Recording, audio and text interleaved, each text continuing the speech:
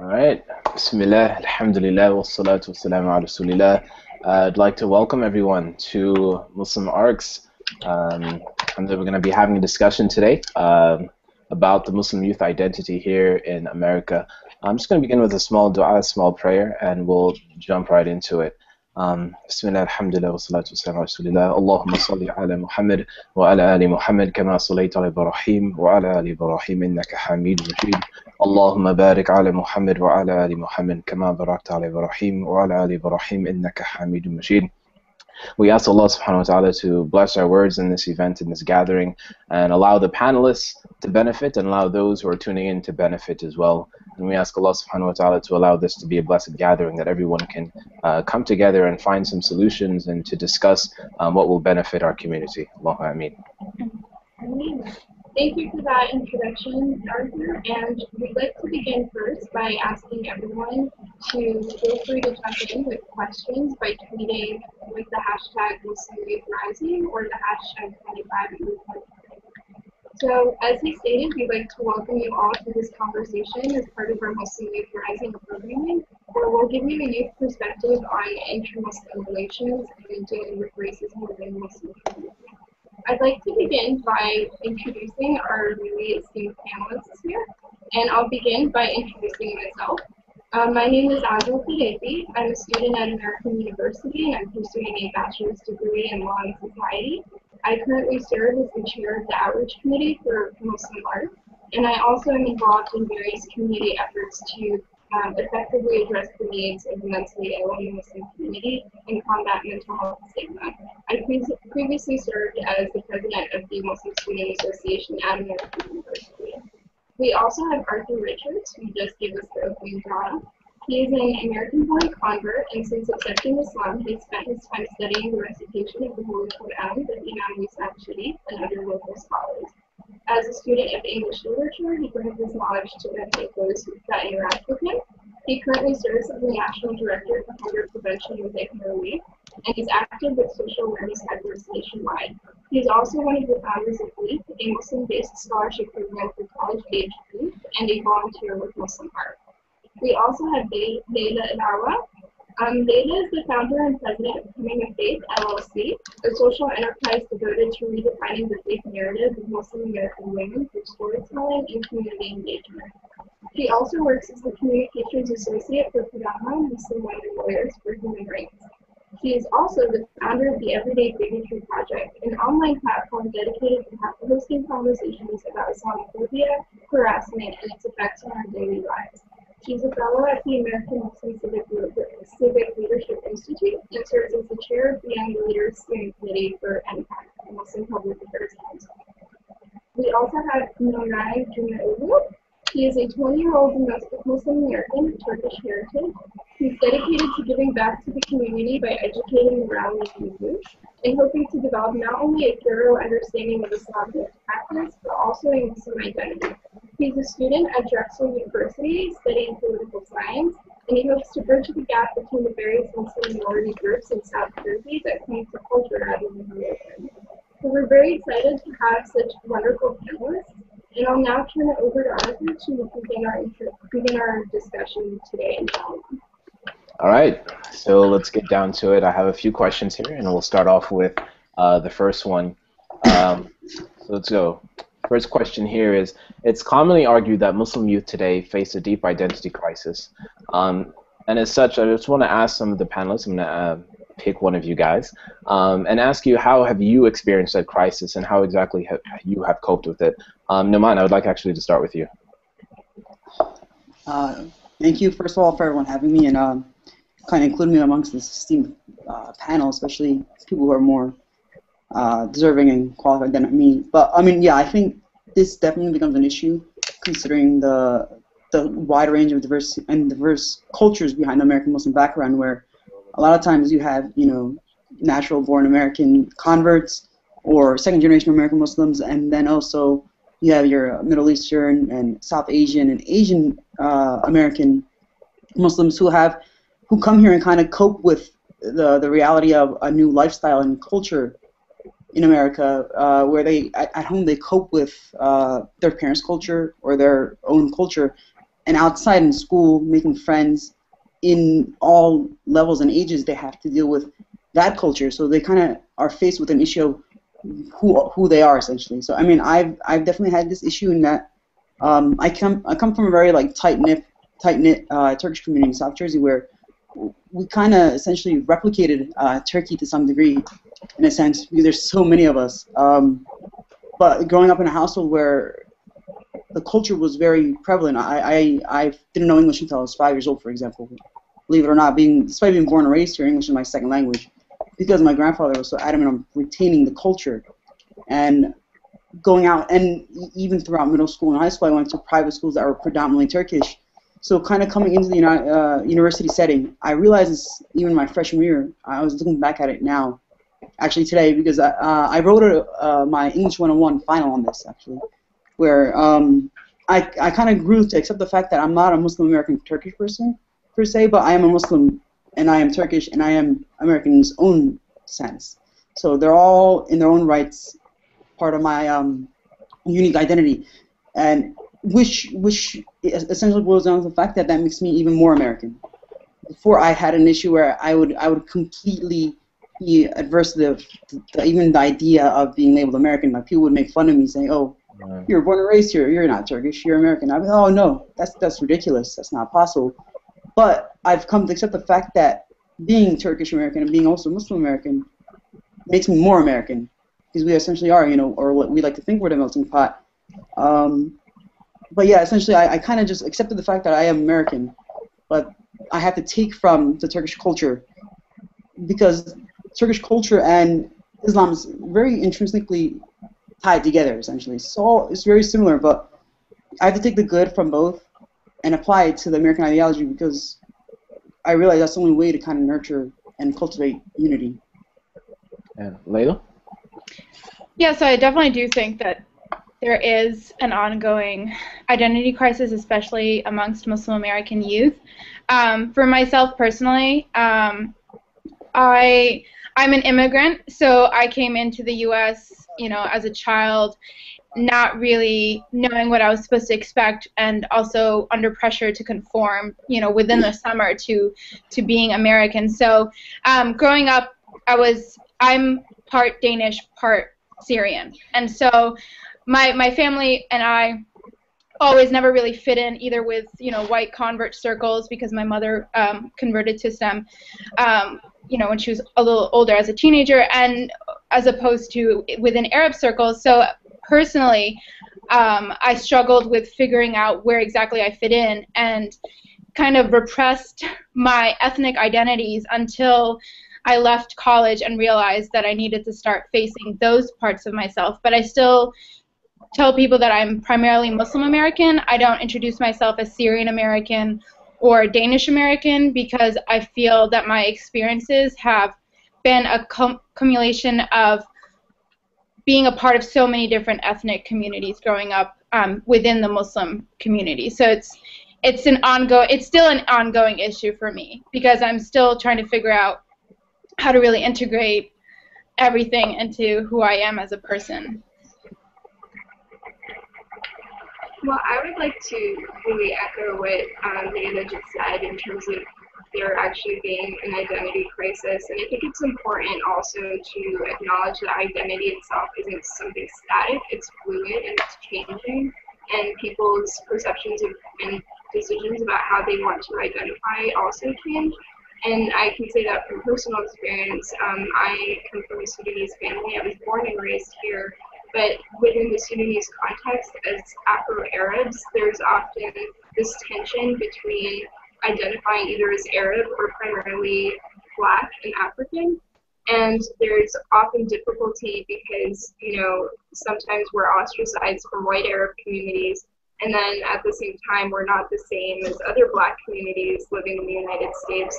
And so it creates that sort of tension, and it disturbs the rigidity of a lot of those identities that people are more comfortable hearing, and they want to put people in very neat slots, and as an Afro-Arab, I don't fit into those. And so I think a lot of people have those experiences. And then on top of that, you have to also consider that the narrative within the Muslim community is often dominated by particular ethnic groups. And so there's this pressure to groups, and there's a pressure to kind of adopt the cultures of those groups, and that often can contribute to the identity crisis that's felt by some other more marginalized members of the Muslim community. Yeah, I'm glad you guys mentioned some of those things because it actually goes with the question that I wanted to pose to everyone here again. And following this aspect of cultural identity, I want to ask you guys, how has your cultural identity and that experience that you guys have all had to go through, how has that shaped your practice of Islam and your views of Islam and faith? How about I switch it to Layla this time? I was wondering if you were going to call on someone. Yeah, I was waiting for someone to put on the spot. Well, in terms of how cultural identity or just working with my identity, how that's influenced how I practice my faith today, that question is actually something that I'm still working on, but because I've chosen to focus on my personal identity right now as being primarily Muslim American, I see my faith as being able to seamlessly mesh within all aspects of who I am as a person, and I see it also able to mesh in with my identity as an American. So I don't see the two identities, Muslim, you know, being a practicing Muslim and being an American who works within the framework of society here in this nation. I don't see those two as being dissimilar. I really see them as being quite complementary and in some cases the same. So it's really, as in a sense, my experiences in struggling with my identity have further pushed me to seek out my faith, because that's the one place where I've been able to find a place where I belong.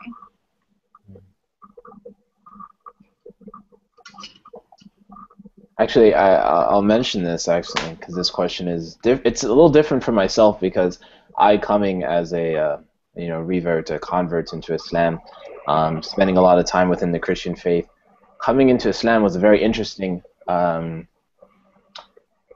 change in my life, not just on the religious aspect, but more so actually on the cultural aspect, in the sense that I now had to do, I don't know how many people are familiar with Homi K. Bhabha, but he's a very big theorist from India, and he writes about hybridity.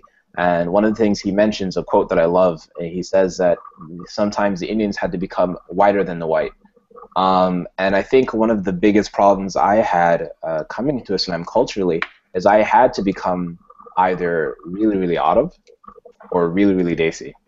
Right? And if I didn't fall into those two subcategories, that meant that I wasn't Muslim enough, to be honest. That means I wasn't able to really solidify myself within any community.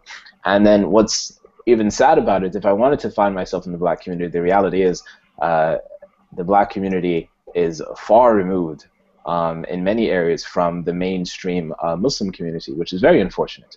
You won't find the same speakers. Matter of fact, if you go to any major conference or thing like this, you're not going to see a plethora. I'll be very, very specific with my wording, but you won't find a plethora of speakers of that background.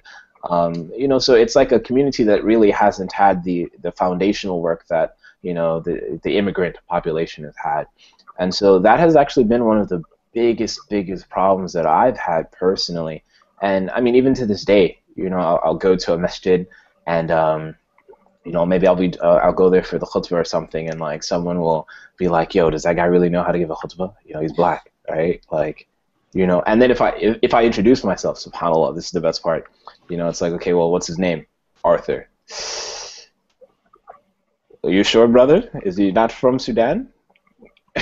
It's like, no, he really can't be American if he's really going to be giving the khutbah, or if he's going to be doing some type of class, a Darus al-Khatir or something like that. He can't really be black, African American. That doesn't make sense. He has to be from Africa or something. He has to be from Somalia or Sudan.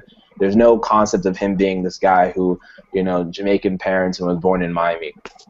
Can't, that doesn't work. Only Rick Ross has that. So it's a problem. This cultural aspect of not being able to fit onto any side, and I think that when it comes to my faith now, I've really had to reconcile, and I've had to at sometimes be very Desi. I've had to sometimes be very Otto because I needed a place to fit in. And if I didn't have that, unfortunately, we all know sometimes if you don't have that, right now we have an emergence of the third space, right? You know, that sacred space that people can really find, you know, the location. If that's not in your community, if that's not in your area, then you have no community, which is very unfortunate. And there's a lot of people who accept Islam, and because of their race or their ethnic background or not being able to fit themselves within the racial expectations or the cultural expectations, then they have no community, you know, and therefore if they don't push themselves in one of them and say, okay, you know what, I'll give up some of my culture and accept some of yours, then they end up being lost. And I think that's unfortunate, but sometimes in order to save my own faith, sometimes I had to do that. Right, I've definitely seen that a lot in some of the mosques that I've been to, where there's this perception that if you're not Arab or if you're not South Asian, there are challenges to your legitimacy as a Muslim. And so there's this perception that you have to adopt their culture when becoming Muslim. It's not enough to just adhere to the actual Islamic practices. And it's really problematic, and I think it's related to what I mentioned earlier about how the discourse of Muslim discourse in this country is dominated by Arab and South Asian communities. And so other communities then, and people who are from other ethnic backgrounds, are kind of left out of those discussions and their voices are not heard. And so oftentimes they're seen as less legitimate Muslims. I think that's a great point. Also, going off your point before, where you said, you know, identity is essentially like fluid. All of that I've kind of grown to realize the more. So I'm going into my senior year essentially. My first 2 years of college, I was more far removed from the Muslim community, and I would just go in, pray, and leave essentially. But one thing I did realize is that there seems to be like some type of an air of elitism in every single culture and society and community in a sense. So you'll go into the Turkish community. For example, I'm gonna be very critical of the Turkish community, by the way. So you'll go into the Turkish community and you'll see where they accept their Islam as proper Islam, even though it's all the same essentially. The fact that there is a different culture, they perceive culture as their tool or device to practicing Islam, essentially. So they won't accept you being coming from the outside and saying, I'm also Muslim. They'll be, oh, okay, cool, you're a brother, you're a sister, but you know, you're not one of us, essentially. So I've kind of coped with this issue by being more critical of, for example, the Turkish community, just because I grew up in, and I've seen it so much where they'll say, you know, this is what Islam is with these ideals and these practices, but all they're essentially doing is, you know, addressing cultural practices as religion. And then it's really dangerous because then they themselves don't even practice religion in a sense. So the culture becomes their religion, and it becomes very dangerous in that sense because the more you do that, the more of an elitist and kind of reversed racist sentiment grows within the whole of community. And it's really dangerous looking forward where these people, they'll be nurtured by these communities where you have, you know, elitism growing, and in next generation, third, fourth generation, these people are no longer going to be Turkish American or you know, Pakistani American or anything. They're just going to be American. And the only thing we have left to hang on to is then our religion. But if we are divided along cultural lines, then the religion will lose out also. Just because you mentioned that, I want to ask you guys, what do you guys think about the cultural mix-up that we have? I mean, there's this issue that we have, especially as a Muslim youth, whereas a lot of people who might want to get into their faith or are trying to learn about Islam end up learning more about their culture, for example. People who are growing up here end up, you know, mistaking their culture for religion, their religion for culture. What are your guys' thoughts about that? I think it's really rooted in. I think it's really rooted in the fact that generations before us have come and they thought their way, even if they were not religious, they thought, okay, let me become more religious here so I can hang on to my culture. So religion became a culture. Religion became a tool for them to hang on to their culture, whereas it should be the other way around, where they should have practiced religion, focused more on religion, and in effect, kind of hang on to some of the good aspects of their culture. So I think it's really funny. Well, I mean, it's not funny per se, but it's really important for people like ourselves, you know, young Americans, kind of growing up through these issues to kind of broaden their horizons, essentially. So if I'm going to learn about my religion, I want to get more spiritual, I shouldn't just look into the sources that I've been introduced to throughout my life. That doesn't mean, you know, that means not looking beyond, for example, Turkish scholars, Turkish books. That means going and finding English books or Arabic books that have been translated, or even the original text, and pushing yourself to learn these languages so that you can see that perspective too.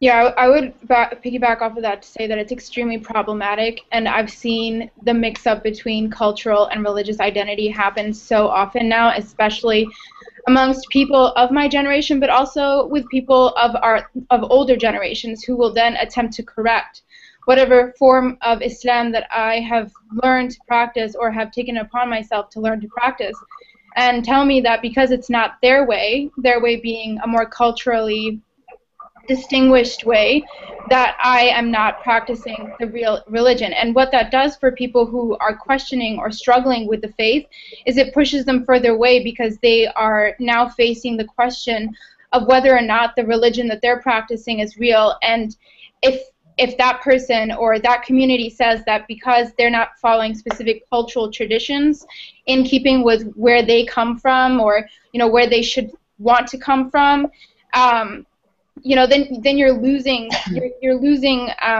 people who are actually genuinely trying to figure out where they fit in. Because what's unique about us right now at this age is we are the age where we're figuring out what the next 20 years are going to be in terms of our faith. I mean, it may waver over time, but this is usually the time where you are at a point where you're critically questioning whether or not you're going to practice your religion the way you grew up, or, you know, whether you're going to move forward practicing the religion that you have now. And of course, this statement kind of more pertains towards people who were born Muslim or have practiced Islam for a longer period of time, because I know it's not the case, for example, for my friends who converted a few years ago and are still figuring out how to mesh that into their lives. But I do think it's extremely problematic, because when I try to have conversations with friends who are questioning and have had shoved down their throats the cultural interpretation of the religion their entire lives, it's difficult for me to be able to then come in and reason or rationalize why that is not the right thing to be doing, and that maybe certain practices that cultures have deemed appropriate are not practices that God ever said should happen. Yeah, that's huge. You know, I actually really want to mention the fact that I know so many youth today that I happen to be involved with a lot of da'wah and a lot of things with the youth, you know, in the community, and I've had so many, especially actually converts, you know, and this is something that would be shocking to some people, especially our elders, but people come into this faith and they leave this faith because of the fact that there's so much culture bogging them down and anchoring them and holding them back from actually ever truly embracing, you know, the beauty that Islam has to, you know, to give them. I've had people who have come to me and said, well, this is what I was told here, this is what I was told here. I really don't know how to reconcile between this, you know, these two different opinions, if you will, that I've been told. And then when you hear it, you're realizing that, well, none of them really are any opinions except cultural opinions. You know, none of them really have any basis, any foundation within the religion. And it's just, you know, one uncle here, one auntie here decided, well, this is how I've been doing it my entire life. And as such, you coming into this religion need to do it exactly how I have done it. And that can be a very, very scary thing for a lot of youth. And then you have even the youth that have maybe immigrant parents, and now they're born here. They're being taught Islam in that cultural way. And then so then you have parents who are coming to, you know, imams in the community and youth directors, etc., saying, well, fix my child. And lo and behold, the problem is they never actually learned anything. They never actually learned Islam. You know, they were just once again being bogged down with this cultural anchor and never really allowed to float and to learn exactly what they needed to learn about the faith. And I also bring up that if people did choose to then practice Islam differently than what their parents have told them, their parents will still react strongly because suddenly their child is expressing the religion in a way that might not have been what their parents, you know, the parents had initially wanted. And that that's just as problematic as if you're not practicing at all. Yeah, definitely. So can I pose a question then? Does it look like that this issue of culturalism and religion in essence, the practice of it is also a generational issue where it's like there may be that the lost generation in a sense. Is that a possibility? Is that even do we want to think about that? Like the fact that there is the initial generation that bought Islam over, and then there's the generation that practices it. But somewhere in between, there's a divide between what they perceive to be Islam and what we perceive, or the younger generation perceives to be Islam. Is it inherently going to be an issue, or could we combat that beforehand? Well, I definitely think that there's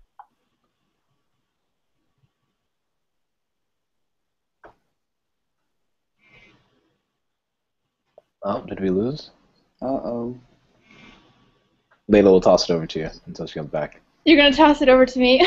Definitely got to toss it over. Okay, so you're asking, I just want to make sure that I heard your question properly, because I wanted to step back and let someone else answer that. You're asking whether we can combat it in any way because there's a generational divide? Is that what the question? Yeah, essentially. Is it something that we can combat, or is it just going to happen? Is it inherently a problem of, new ideology, culture coming into such a diverse society such as America, where we've seen it through even Italian Americans coming over, and Irish Americans and German Americans coming over. Is it a reality that we are unfortunately going to have to face sooner or later? I mean, this generation is basically the first generation, for the most part, that has decided that this culture is the culture that is predominantly theirs. As such, regardless of whether or not, as I immigrated, but I adopted the Muslim American culture to be my own, and that makes me different from people whose mentality is more prone to, well, back home, this is where we thought, or this is what we practice. Because for me, my mentality is, well, back home in New Hampshire, this is where I'm facing that. So I do think that there will be this struggle. I don't know that we could really face it earlier, because we're just coming to age now and just making these large decisions now. And the community before us, the generation before us, was making decisions based off of making sure that the environment that their children grew up in was as nurturing as possible, and kind of looking at America as a foreign concept. And we are in America now. We don't see it as a foreign concept. So I don't know that we could ever have really staved this crisis. Working to answer that question, at least from my standpoint, working with a Muslim domestic relief organization is very interesting, because I don't have to name them, but we have a plethora of relief organizations, Muslim-based organizations, and a lot of the international organizations get a lot of support. When it comes to domestic relief, there is a massive difference between the support that an international relief organization gets that helps out with, say, Palestine, helps out with, areas such as India and Pakistan and Africa and these areas. And then when it comes to America, it's like there's absolutely nothing. And it's interesting because just kind of what Layla was saying, she adopted the Muslim American ideology, the Muslim American culture, that identity. And the majority of Muslims, and I know this is the blanket statement, so forgive me, but I feel the majority, or at least a large majority of Muslims within this country have not yet identified and said, I am a Muslim American. And they might use the statement, they might say it's statement, but whereas it is in practice, I think that's not exactly there yet. There's still the back home mentality. Back home is not Michigan, it's not Florida, it's not DC, it's back home in whatever country they might have come from, and that definitely can be a part of the problem. And that, as you said, we're coming of age. There's still going to be time where we have to kind of, the growing pains, if you will, and we have to get through. And I think once we get through those, we'll be okay. But at the same time, we have to build institutions right now, and we have to make sure that when that time does come, we're not left behind completely. We have the things that are set in place so that people are able to kind of stand firm and hold on until that time actually gets here. So I know we had some other questions. Azza might want to jump in those. We do. So now to kind of take the conversation in somewhat of a different vein, So a study was recently released showing that an increasingly large number of college-age Muslim students are engaging in so-called risky behaviors that include but are not limited to use of alcohol, illicit drug use, gambling, and things of that nature. And so really what I'm curious about is how modern social trends and peer pressure and the like have influenced youth in their relationship with their faith and their communities and their own families. So, Linda, do you want to start us off with this? I mean, frankly, the same issues that we're dealing with as youth here are issues that the youth abroad are also dealing with. And it's just the difference is that we're actually having conversations about it here in America. So I would like to say that, you know, anyone that wants to say that they are going to take their kids back home because of the results of this study are going to find that it's really not a utopia in whatever Middle Eastern country you come from or whatever South Asian or African country that you originated from. So I will just bring that up as a first point. Secondly, I think that we're honestly doing the best that we can with the pressures that we're facing, especially as young Muslim Americans. I've met Muslim Americans who are coming of age now who are on both ends of the spectrum. You know, some of them do indulge in alcohol and drugs, and others are very steadfast and have never touched either one, or have ever done any activities that they deem to be outside the religion. But I think it's important to kind of recognize that this is kind of comes hand in hand with the lacking education that we received growing up.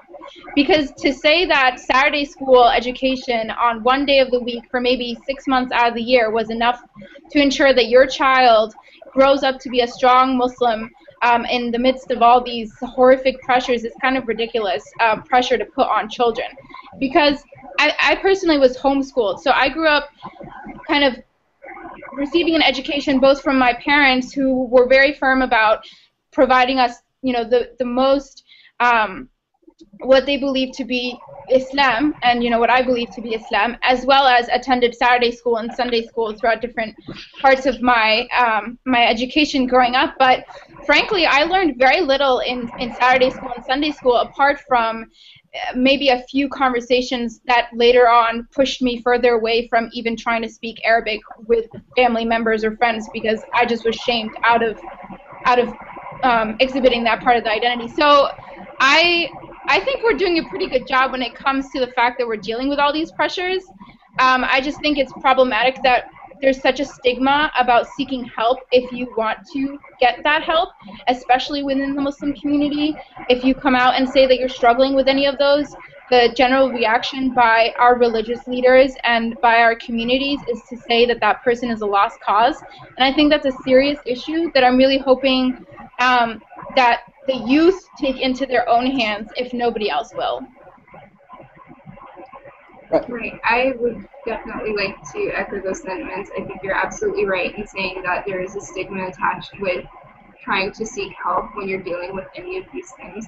And I would really be hopeful that in the future we can start to see, you know, prevention programs and things like that, and sort of have mosques and sacred spaces become more open to actually allow people to come in and be frank and say, I'm dealing with, you know, alcohol addiction, and I want to have access to resources to be able to manage this. And, you know, I think it's important to also acknowledge that some of these behaviors are also related to mental health problems in our community that are also often not addressed, or when they are, they're addressed in the wrong way as being indicative of weak faith as opposed to disorders that deserve treatment and deserve community responses of like mercy and compassion as opposed to judgment and stigma.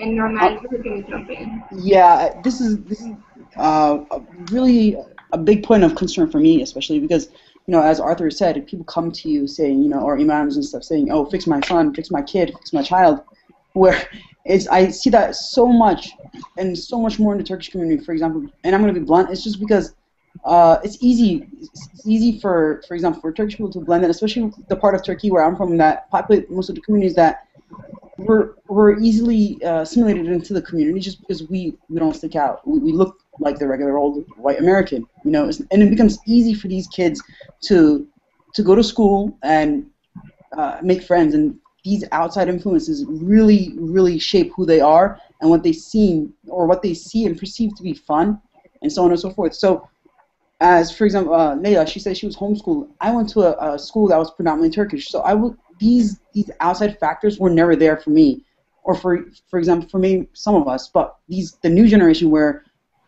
it is becoming so hard for them to hang on to their sense of Islam and their practice of it, that parents then come to you, because these parents, keep in mind, they haven't developed themselves enough to in a sense, institute a proper idea of what religion really is. You know, it becomes just practice and not ideology.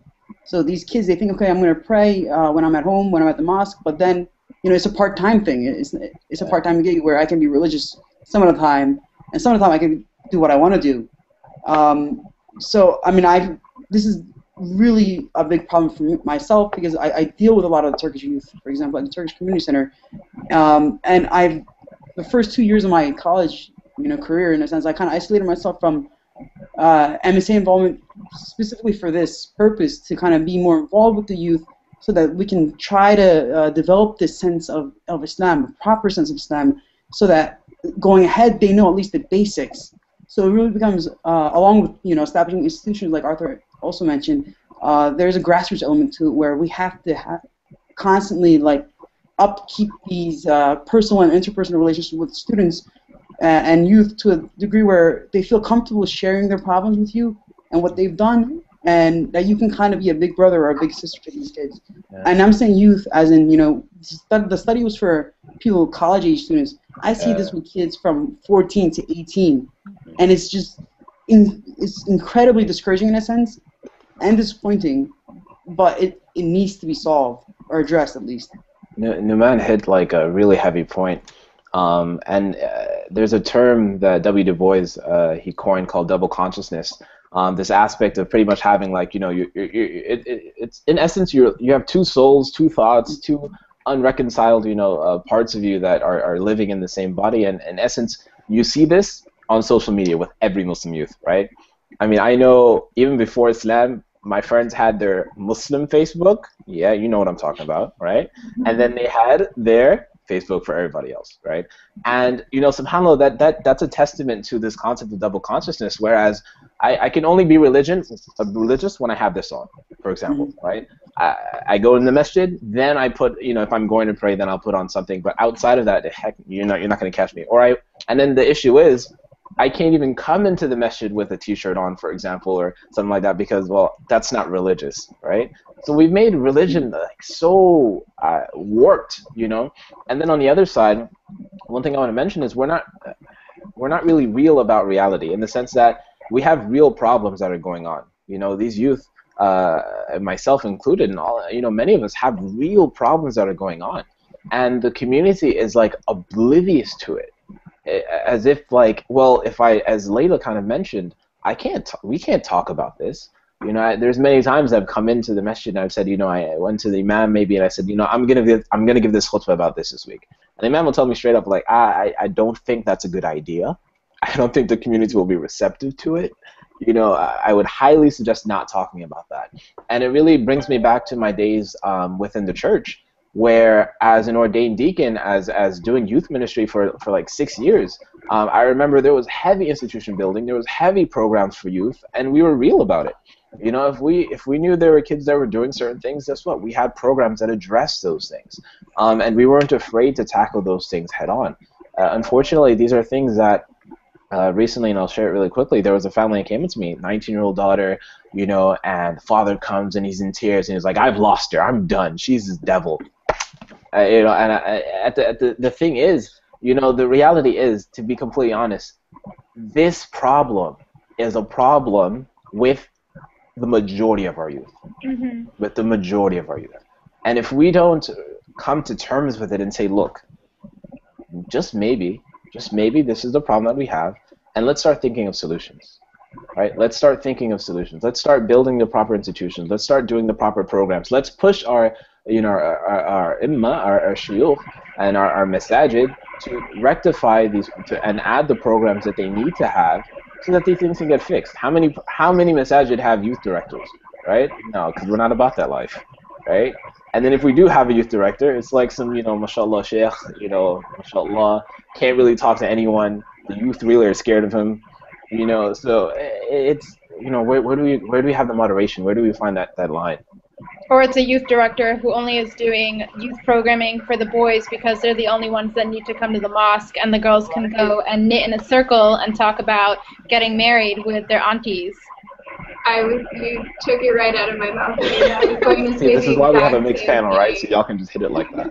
Right. No, but it's true. There really is a divide in gender, because a lot of the times, even when there are youth programs, they're absolutely just targeted towards young boys, and then girls are left out of it. And it, first of all, it sends a message that, you're not really legitimate members in the Muslim community, and you don't really have much to offer. Your role is simply to just be a mom or a wife, and you're, by the way, not really welcome in our sacred spaces, which is extremely damaging in its own right. And then we have this, it's not just the pressures that these youth are faced with in terms of being in college or in high school and being introduced to things like illicit drug use and alcohol, but it's also the pressures that they get from the community about how, you have to figure out a way to stay away from all these people and not be friends with people who will get you involved in this, and there's a very specific and rigid interpretation of Islam that they want youth to follow without really explaining, the spiritual basis for it. There's, I don't walk into a mosque and then hear the stories in which companions of the Prophet, peace be upon him, would do mistakes and things like get drunk, and the first place that they would go to would be the masjid to go seek the counsel of the Prophet and be like, what can I do about this? But now if youth are faced with problems like alcoholism or using drugs or gambling or whatever, what have you, they don't feel like they can go to the mosque and ask the imam or ask someone at the mosque for help. They don't feel like the Muslim community will be there for them at all. And that leads them to seek out services that might not understand what it's like to deal with these problems and also be of the Muslim identity. So I think it's really important that we start being more frank and open about this, and not just having the conversations, but really working to build the institutions that can adequately address these problems and provide the resources that the youth really desperately need. And I just have to say this, because you guys mentioned the gender aspect of things, right? And subhanAllah, there's a black issue where this comes in too, right? So I'll come into my masjid, for example, which my masjid is a certain orientation to a degree of individuals from a certain country, and you'll never see, it's a very minute chance that you might see someone that looks like me, right? And then in the event that someone does look like me and comes from, say America, for example, or, wherever it may be, that comes in, they're not physically ostracized. No one's whispering about them or rumoring, or making statements about them, but ain't nobody talking to them, It's like, who is this that just came into my masjid? Pray, homie, and please, bounce when you're done, And that's a big problem. I remember Sheikh Omar Suleiman gave a talk once, and he said, what if Trayvon walked into your masjid? Trayvon Martin. And, I think that was such a beautiful, beautiful khutbah, beautiful talk, because the reality is, if anyone who looked like, look at what happened in Ferguson, for example. Where some of the Muslims who might jump on this now and start protesting and saying, what, subhanAllah, this is bad. We do need to, fix this. Black American men are being subjugated. The reality is, and I'm going to be blunt, if he came into your masjid, would you support him? Would you give him the benefit of the doubt? Would you allow him to sit in the halaqah and to learn from you? Or would you help him outside of the masjid? Would you help him find a job? Would you help him, be able to stand on his feet? The reality is, I'm gonna let you, it's a rhetorical question. I'll let you answer yourself. But that's a problem. That's a big problem. No, you're absolutely right. There is a serious issue of anti-blackness in the Muslim community, and I think we need to acknowledge it and we need to start addressing it. And I think you're absolutely right. We see it in a lot of mosques. They're very insular communities, and generally each mosque will represent one particular ethnic group, and it'll be predominantly, that group. And anyone who looks different will not be treated with respect or will be ostracized or kind of looked at as, why are you here? Go hang out with your own people. I've certainly had that experience. People see me and I'm black, and I go to a mosque that's predominantly white Arab or South Asian, and I'll, you know, say salam to someone and they'll just look away and not even respond, right? And I think that actually segues really nicely into the next question, because I think a lot of people, because we're starting to feel unwelcome in a lot of our sacred spaces, we have a growing community, particularly within the youth, that have become unmasked, so to speak. So they've decided that they don't want to tie themselves to really any religious institutions because of this sense of feeling unwelcome. So in light of that, how can sacred spaces evolve so that people actually feel comfortable and safe within them and feel like they can address some of the issues that we've talked about so far? And, you know, how can we move forward in light of the fact that so many youth are now completely unmasked? I think this, I was actually going to, even if you hadn't gotten this, what Arthur said, it really set us up really well for that.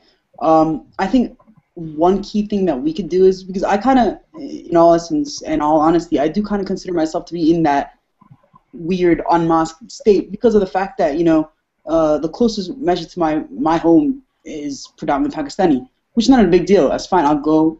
People, it's just funny because when you walk in, they're like, oh, wait, who's this? Why is he walking in here? Like, oh, okay, he's a Muslim too. So it's just like this weird atmosphere that kind of develops. But even further so, like, people like us, so the youth rising, we have to stop addressing specific mosques as my mosque and your mosque. Then it becomes really detrimental to anyone from coming from the outside saying, oh, wait, if this is your mosque, can it be mine also? So we have to really accept the fact that all mosques are everyone's mosques, and we can't really develop too much of a loyalistic or too much loyalty to a specific institution, rather than the institution wins out over the ideology and practice of Islam in a sense. So I think it's really important for us, despite these weird and sometimes awkward situations, to, you know, overstep these boundaries and still actively go and visit different mosques. You know, my friend recently for Ramadan, he partook in his own little initiative to go to a different mosque every night for Taraweeh, and it was really interesting. I joined them when I was available, and it's really beautiful in a sense to see the wide diversity and kind of the mosaicness of American Islam. And we just got to go there and just kind of become part of these communities, even if they don't want us. You know, force our way into it, in a sense. I mean, I'll just go ahead and answer this. So I personally am unmasked, and this came after many years of struggling to kind of find a space in the community that I had deemed my own, a community that was welcoming generally and has become more welcoming of differences in, you know, ethnic identities and cultural identities. But I was, in a sense, pushed out because of what they believed leadership meant for women. And for me, I was not deemed a leader because of the fact that I spoke a little loudly and pushed my opinion when it was necessary, as opposed to letting a brother speak for me every moment that I had. But, you know, frankly, I've had to take time to allow myself to emotionally prepare myself every time I need to go into a mosque. Because you can say that you're going to force your way into a mosque, but as a woman, I will force my way into a mosque and immediately be shunted into the women's section, which is usually moldy, usually the AC is kind of busted, half working, and then if it's Taraweeh, if it's Ramadan, there's always a battle between shutting off the lights or turning on the lights, and then, you know, it's not a safe space. There isn't, for me and for a lot of people that I know, mosques are no longer safe spaces. And I'm not saying this, you know, that I've given up on mosques, but for now I'm taking a break from mosques and figuring out whether I can find myself a third space that won't push us out. And I think it's part of the reason that mosques are still, and you know, I recently watched the Unmasked documentary, and I was in tears for most of it because it, you know, it resonated so deeply with my experiences and with the experiences of others that I know. And, you know, Imam Suhaib Webb said something really strong at the end, towards the end. I believe this is him who said it. He said that, you know, you can't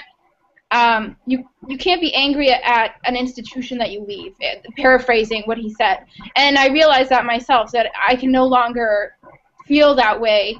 But at the same time, I really think that presenting programming or presenting opportunities for mosques to sort of figure out what, I want to have frank conversations in a mosque and not feel like that is talking about maybe talking about drug abuse is something that will push Muslim Americans towards drugs. Like, come on, right outside your kids are smoking pot. Like, don't tell me that this is not an issue, that because we're not discussing it in the mosque, it's not happening outside. So frankly, mosques need to start having real conversations, and hopefully one day, sometime very soon, I'm going to be able to re-enter that. But for now, I'm working on creating third spaces outside of it and being a part of those instead. I'm a huge advocate actually for the third space, because I think one of the biggest, as you mentioned, we have a big problem, whereas the masajid aren't moving fast enough. They really aren't. And they're not opening that dialogue that needs to be happening. And I think one of the things, and you just beautifully put it through the words of Imam Suhaib, is that we also need to have a lot of us come together now and decide that we need to effectively change a lot of the regulations and how things work inside a lot of the masajid. Because sometimes, and it's interesting enough, they don't even know they're doing it wrong. They think sometimes, I've gone to so many different masajid, and man, mashallah, tabarakallah, they think they got it down. And you walk in there, you're just like, what? Like, you're frustrated, you're sad, and you're just perplexed, because it's like, no, you guys don't realize you are the reason that half these people are running away. You think it's the imam that you fired 10 of them, in the last 2 years, and you think it's his fault, when the reality is it's half of the board members there that are causing a lot of the issues, to go on. And that's not really going to change until a lot of us decide, because we don't want to have that lost generation, right? So a lot of us need to now jump into this masajid and say, you know what, I understand, but part of what the Prophet ﷺ, had to teach us is that sometimes the person who is patient with the harm that people cause is better than the one who says, you know what, I'm not even going to handle it. Sometimes we do have to kind of undergo that hardship and that pain and say, look, I'm going to try to be part of the solution. And I think one of the things, and trust me, as I said, I'm a huge proponent of the third space, but I also don't want the third space to end up being a space of its own that never ever interacts again with the masajid, which I think can also become a destination that it could easily end up on if the pain and the hurt continues in the way that it's been done. Well, I think also, we are starting to see models of mosques, or actually Islamic spaces, that are actually receptive to the needs of Muslim youth and are actually being realistic. So one example that I've seen is ISBCC in Boston, which is actually a masjid, which actually has a lot of programming that really hits these topics that we talked about, and they provide those resources that a lot of Muslims really need. In the Washington, D.C. area, we saw a similar youth-driven space that get created called MakeSpace, which, judging from their name, their entire mission is just to make a safe and open space for people who practice Islam however they want and, are comfortable and can come into the space and not feel judged and not feel like hated for where they are in terms of their practice of Islam or their ethnic background, socioeconomic status, gender, whatever it is. And I think also it's important to note in terms of how a lot of mosques tend to only represent specific ethnic communities, that a lot of mosques make a policy of trying to say this is our community and purposely being insular so that they can actually raise funds from that community, and they don't want to lose those people to other mosques because of funding purposes. And so I think there's also a need for institutionally addressing that problem, because we want to see more intercultural engagement. We want to see mosques that represent groups from different socioeconomic statuses coming together. I want to see mosques that are predominantly African American coming together and working with a mosque that's predominantly Arab and figuring out what issues they can collaborate on and, bring forth and start addressing the things that really matter to people and that are actually relevant. So I think, there is a possibility for improvement, and if the youth really do start getting involved. And, I personally have been a mosque for a large portion of my life, but with the growth of MakeSpace, I've actually started to frequent their services a lot more. And it really encourages, it encourages a lot of youth to start taking it into their own hands and trying to create spaces or pressure mosques to make their spaces more inviting to people from all walks of life. So with that, though, because we are starting to run towards the end of our program here, I want to turn it over to Arthur regarding any questions we may have gotten from the audience. All right, so I have a few questions here that I'll pose to you guys. One of the questions that I have is what role can Muslim American youth play to end the prevalence of a lot of the race issues that we have and also domestic violence that we have in our communities? I think one thing we could do is definitely build friendships, and really spread the salam. That's one of the sunnah that gets overlooked a lot. And regardless of who it is and who they may be, just make an effort to get to know people. Because if I'm at the MSA or whatever, and I see a friend who's African American and one who's Desi American, make an initiative to get to know these people. Because by knowing people and who they are, where they come from, then you start to sympathize with these people. When you sympathize with people, you get to really appreciate who they are and they appreciate you. And in this sense, when that happens, you feel less, you feel inclined to work for their own good, more so even than your own good. And then when you see their pain becomes your pain, and it builds a good relationship about fostering that brotherhood, the brotherhood and sisterhood relationship, rather than just the casual and coincidental, just, oh, hey, what's up, how are you doing? Layla, I actually have a question for you. What can Muslim youth teach elders in the community about society, belonging, and also tolerance? I know, I just threw you on the spot, right? It's not putting me on the spot. It's just the fact that teaching elders. Come on. Yeah. Not only did I put you on the spot, I threw you under the bus too, right? Yeah. I mean, frankly. That's a completely different kind on its own. Yeah, I mean, the only way you can really teach elders is by teaching to the prophetic traditions and by really educating yourself, if you are a youth, exactly what happened in the time of the Prophet Muhammad ﷺ and his companions, so that if they come back and say, actually what you're saying is erroneous, blah, blah, blah, blah, blah, this is why things work, you can say respectfully, no, because in the time of the Prophet, I mean, it was a radical leftist movement, feminism, whatever you want to say about it. Women's rights was the norm for Islam back then. That was the way things were. And racism was a conversation that was had and that was being approached in a way that was very frank and honest. And youth were allowed to be in the mosque, and they were welcomed, on the shoulders of the Prophet if they were very young. So the fact of the matter is that you gotta educate yourself on where we came from in order to talk to the elders, because frankly every time I've tried to have a conversation with someone and I don't have a grip over my knowledge, then I get told to sit down and shut up because it's an elder that's speaking. So.